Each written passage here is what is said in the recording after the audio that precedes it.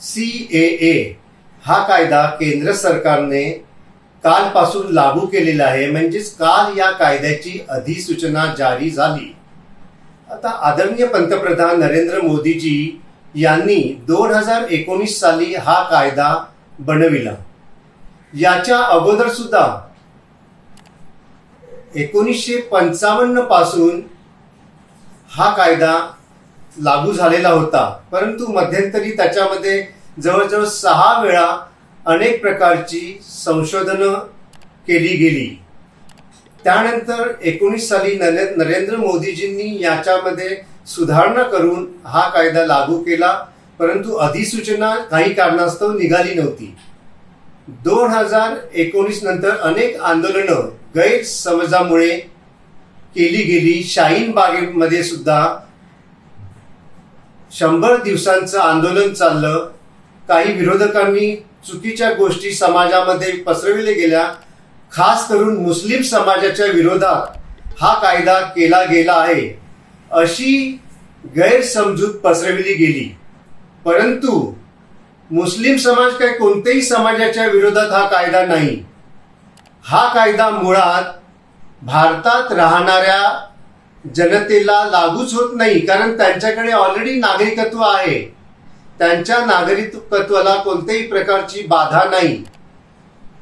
जी लोक जे परप्रांतीय किंवा जे अल्पसंख्याक परप्रांतीय पाकिस्तान, बांगलादेश आणि अफगाणिस्तान या 3 देशांमधून आपल्या देशामध्ये त्यांच्या देशामध्ये त्यांना जो काही त्रास होतो अल्पसंख्याक असल्यामुळे, त्यामुळे ते आपला देश सोडून भारतात येतात आणि राहतात।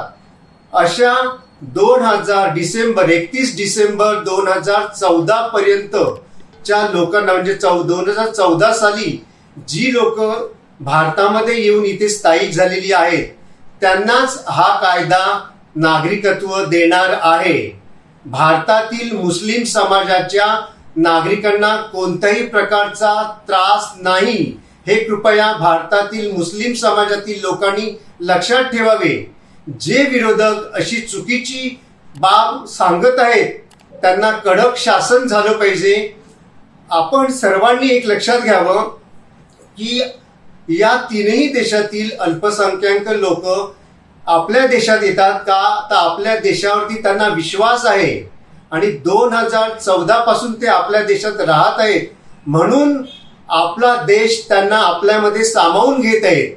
मात्र या 3ही देशांमधून जे अल्पसंख्याक नाहीत आणि असे मुस्लिम जर या देशात येत असतील तर त्यांना आपला देश नागरिकत्व देणार नाही।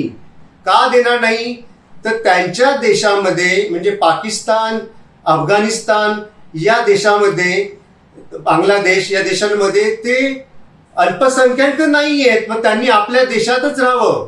अशा मुस्लिमांनी आपल्या देशात राहावं, त्या लोकांना मात्र भारत नागरिकत्व देणार नाही।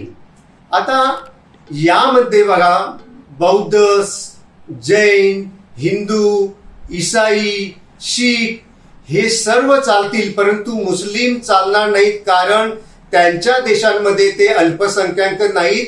इतर समाजाची माणसं अल्पसंख्याक आहेत, म्हणून आपण त्यांना हे नागरिकत्व बहाल करत आहोत।